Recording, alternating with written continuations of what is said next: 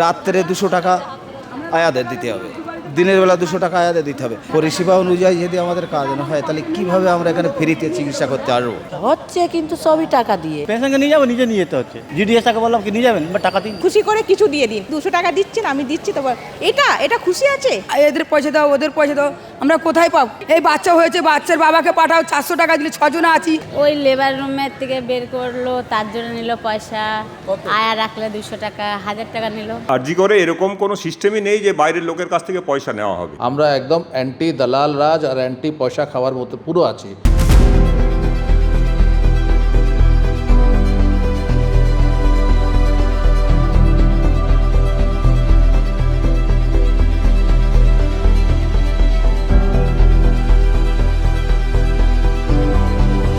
রাজ্যের মুখ্যমন্ত্রী ব্যবস্থা করেছেন স্বাস্থ্যসাথীর। শুধু তাই নয়, মমতা সরকারে আসার পর রাজ্য জুড়ে স্বাস্থ্য পরিষেবায় আমূল পরিবর্তন এসেছে বলে দাবি করেন অনেকেই। কলকাতা মেডিকেল কলেজ, আরজি কর থেকে শুরু করে এনআরএস, বিভিন্ন হাসপাতালেও অত্যাধুনিক ব্যবস্থায় চলে চিকিৎসা পরিষেবা দেওয়ার কাজ। হাজার হাজার মানুষ আসেন প্রত্যেক দিন এবং তারা নানানভাবে সরকারি পরিষেবার সম্মুখীন হন এবং তারা উপকার পান বারবার। এখানেও রয়েছে প্রশ্ন উঠছে যে এই পরিষেবার মধ্যে যেখানে সরকার নানান রকম যন্ত্রপাতি দিচ্ছে, চিকিৎসকরা নিরন্তর চেষ্টা করছেন রোগীকে সারিয়ে তোলার, তার মধ্যে প্রশ্ন ওঠে অবৈধভাবে টাকা নেওয়ার। কারা নেন? অনেকে বলেন হাসপাতাল কর্মীর পরিচয় দিয়ে অনবরত টাকা তুলছেন কোনো তোলাবাজ। কেউ বলছেন হাসপাতালেও ছড়িয়ে রয়েছে দালাল রাজ। স্ট্রেচার থেকে শুরু করে বাচ্চার মুখ দেখার জন্য তাদেরকে নাকি প্রচুর টাকা গুনতে হয়। 200 থেকে সেই টাকার পরিমাণ শুরু হয় 1000-2000 পর্যন্ত, এমন অভিযোগ করছেন রোগীর পরিজনরা। এদের পয়সা দাও, ওদের পয়সা দাও, আমরা কোথায় পাবো? আমরা কি আর রাস্তায় রোজগার করি? আমরা ফুটে বসে কাজ করি, সবজি বিক্রি করি, আমাদেরকে এই এখন তুলে দিচ্ছে। আমরা এখন কোথায় যাব বাচ্চাদের নিয়ে? আমরা কোথায় পাবো? এই পয়সাগুলো কারা চান? ফ্রি মানে ফ্রির জন্য আমরা তো এখানে আছি। যারা মানে আয়ারা রেখেছে, আয়ারা চাইছে, এদিকে মানে ওই কি বলে ওর নামটা, সিকিউরিটিরা চায় না, একবারও চায়নি। ওরা চাফা মিষ্টি খাবার জন্য খুশি থেকে না আমারও দিতে হয়। হ্যাঁ, কোনো সময় আবার আয়াদের সবসময় ওরা এইটা করেছি দাও, ওটা করেছি দাও, একটু কাছের ঘর দিয়ে বাচ্চা এনেছি 100 টাকা দাও। এই বাচ্চা হয়েছে, বাচ্চার বাবাকে পাঠাও, 400 টাকা দিলে 6 জন আছি, 600 টাকা দাঁড়াও, 6 জন আছি, 600 টাকা দিলে তবে নাইটি দাও, তবে কাপড় দাও। আমরা এত গরিব মানুষ, আমরা কোথায় পাবো? পরিষেবা অনুযায়ী যদি আমাদের কাজ না হয় তাহলে কিভাবে আমরা এখানে ফ্রিতে চিকিৎসা করতে পারবো? এটাই আমার কথা। আর একটা কথা হলো, রাত্রে 200 টাকা আয়াদের দিতে হবে, দিনের বেলা 200 টাকা আয়াদের দিতে হবে। এইসব পরিষেবায় কোন সব পরিষেবা? আমাদের খেটে না খেলে খাওয়া হয় না, আমরা গরিব মানুষ। তাহলে আমাদেরকে ফ্রি সেবাটা কই পাচ্ছি কোথায়? খালি দাওয়া ফাওয়া সব কিছু আমাদের কিনতে হচ্ছে, প্লাস আমাদের দুর্ব্যবহার চলে কি? ব্যবহার খুব বাজে করে, এরকম চলে? হ্যাঁ, যখন হয়তো ইমার্জেন্সি আমাদের রোগীর কাছে যেতে হয় তখন বেশি কম কথাবার্তা বলবে, হাত ধরে বাইরে বার করে দেবে। কেন এসবগুলো? কেন এসব দুর্ব্যবহার করবে? সব রকমের সমস্যা, কিন্তু আমরা তো গরিব লোক, সমস্যা দেখলে আমার পেশেন্টকে দেখাতে তো বাইরে আমরা পারবো না, সেই জন্যে। নাহলে সবই প্রবলেম, না খাওয়া ঠিক হচ্ছে, না ঘুমানো হচ্ছে, না বাথরুম পায়খানা হচ্ছে, কিছুই হচ্ছে না। তো এখানে সব টাকা দিয়ে হচ্ছে কিন্তু সবই টাকা দিয়ে বাইরে।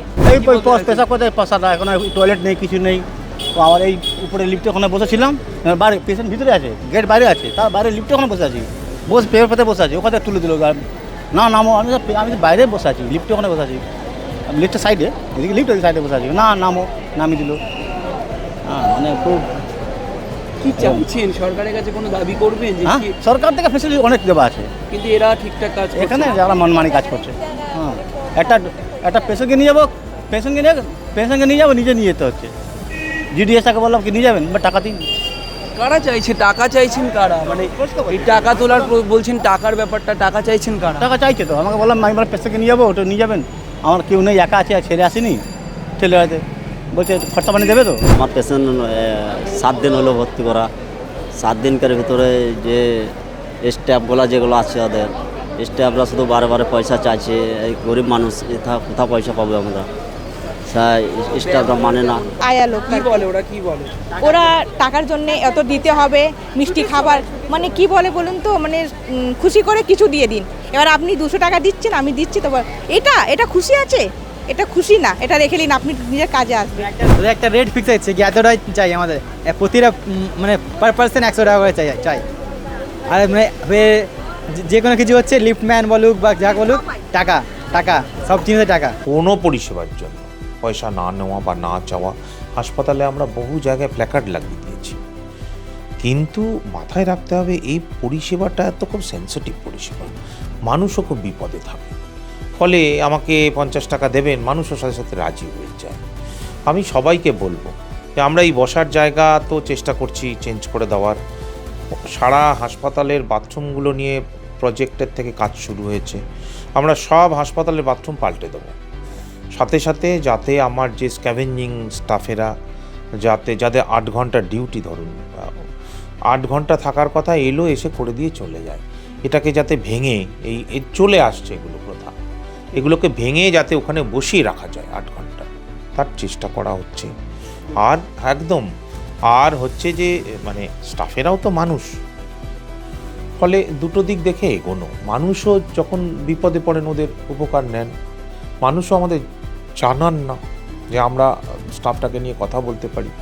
আবার স্টাফেরা এটা খুব ইজি, হাসপাতাল হচ্ছে খুব ইজি টাকা রোজগারের জায়গা, এই আমরা জানি কিছু কিছু জায়গায় হচ্ছে। আবার জানেন তো, যখন অভিযোগ করতে বলি সাধারণ লোক অভিযোগ করেন না, হ্যাঁ আমাদেরও বলতে অসুবিধা হয়, কারণ প্রত্যেকে তো মানুষ, সে তাকে বলবো সে আমাকে উল্টে চার্জ করবে যে স্যার আপনি আমায় বললেন, কোনো প্রমাণ আছে আপনার কাছে, তাই না?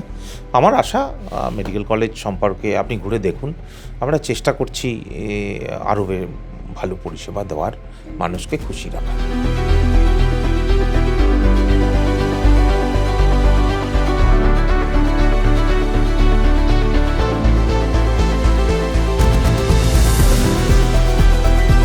আইআরজিডিও সবাই তো আছে চাওয়ার জন্য, হ্যাঁ, তা তাদেরকে কি বলে টাকা কিভাবে চাই, কি বলে চাইবে কি খুশি করে তোমরা টাকা দিয়ে যাও।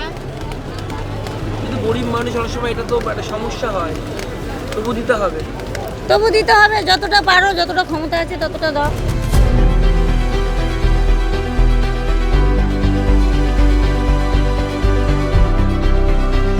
ওই লেবার রুমের থেকে বের করলো, তার জন্য নিল পয়সা, আয়া রাখলে 200 টাকা, 1000 টাকা নিল। লেবার রুম থেকে বের করে এই 1000 টাকাটা কারা নিল? ওই মনে আয়া মাসিরাই নিল হয়তো। আর কি কি কারণে টাকা আছে? আর এই বাচ্চা দেখাশোনা করার জন্য আয়া মা রাখতে হলে 200 টাকা করে নেবে। আর এই ও ধরে, কেউ বলে 100 টাকা দাও, কেউ বলে 200 টাকা দাও।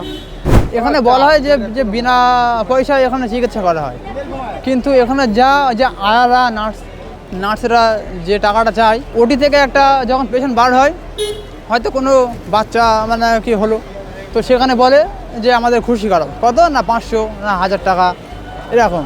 যদি একটু কম করে যে একটু কম করে নাও, তো ওদের কোনো বরঞ্চ আর হুমকি দেয়।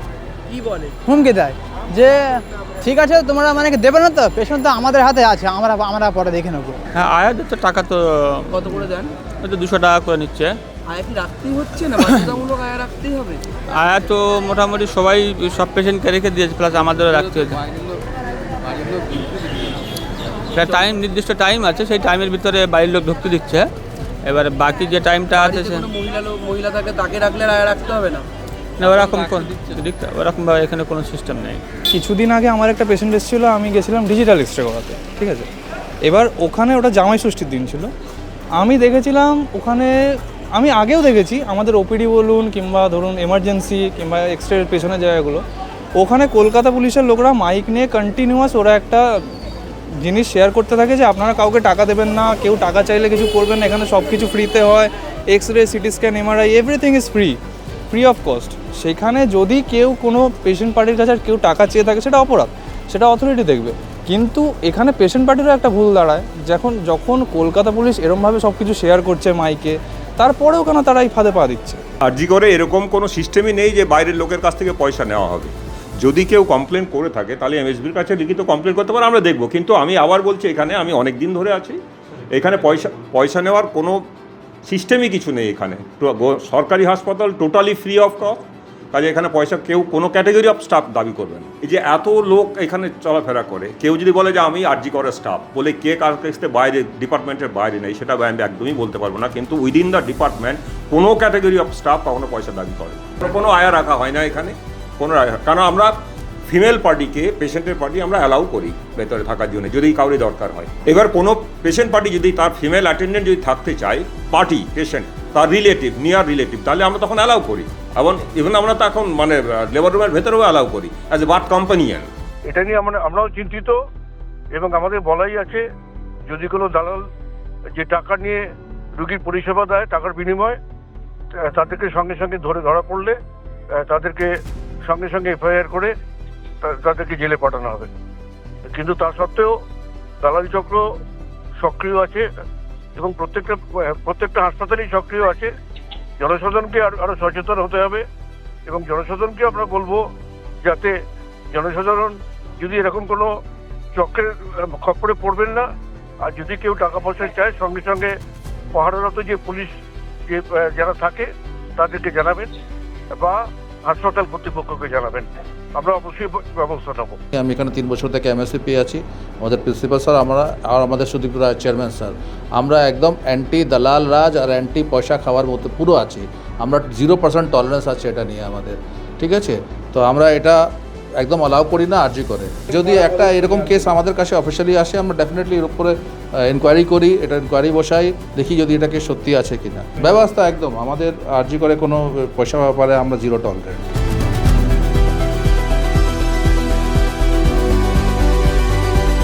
সরকারি হাসপাতালে অত্যাধুনিক চিকিৎসা ব্যবস্থার মধ্যেই যে অভিযোগ বারবার করে উঠেছে টাকা নেওয়ার অভিযোগ, তা নিয়ে কর্তৃপক্ষ বলছেন কড়া পদক্ষেপ নেবেন তারা, এবং তারা বলছেন যে যারা টাকা দিচ্ছেন এবং যারা টাকা নিচ্ছেন প্রত্যেককেই আরও সতর্ক হতে হবে। কারণ রোগীর আত্মীয়দের এটা বুঝতে হবে সরকারি চিকিৎসা পরিষেবায় কোনোভাবেই টাকা দেওয়া নেওয়ার যে খেলা, এটা চলতে পারে না। ক্যামেরায় ব্রতিন কুণ্ডুর সঙ্গে রমেন দাস, সংবাদ প্রতিদিন .in।